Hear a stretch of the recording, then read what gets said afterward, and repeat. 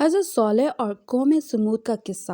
ایک زمانے میں عرب کے صحراؤں میں قومیں رہتی تھیں اور ان میں ایک قوم سمود بھی تھی جو بہت طاقتور تھی۔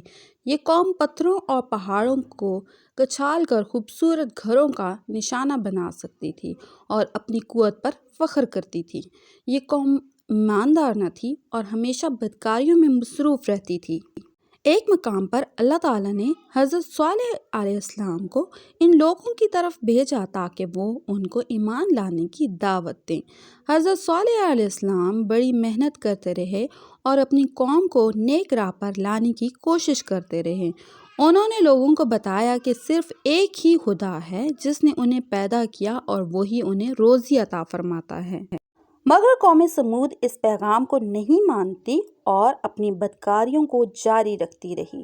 حضرت صالح علیہ السلام نے لوگوں کو ہدایت کی کہ وہ توحید کو قبول کریں اور اچھے کام کریں، لیکن وہ اس کو نظر انداز کرتے رہے۔ بعد میں ایک دن حضرت صالح علیہ السلام نے اپنی قوم سے کہا کہ اللہ تعالیٰ نے اس کے لیے آفت بھیجی ہے جو قوت کو کچل کر رکھ دے گی۔ حضرت صالح علیہ السلام نے قوم کو منایا کہ وہ بچ جائیں اور اپنے غرور کو چھوڑ دیں، لیکن قوم سمود نے یہ دعوت بھی نظر انداز کی اور کہا کہ کیا ہماری قوت کچھ نہیں ہوگی۔ آخرکار وقت آیا جب اللہ تعالیٰ نے حکم دیا کہ قوم تباہ ہو جائے گی۔ ایک رات کو قوم کے لوگوں نے اپنے گھروں میں بیٹھ کر مزے کرنے شروع کر دیے۔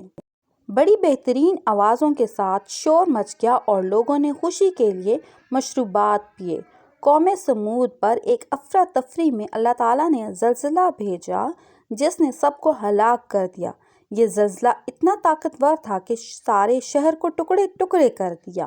قوم سمود کے لوگوں کے پاس کوئی بچنے والا راستہ نہ تھا اور وہ سب ہلاک ہو گئے۔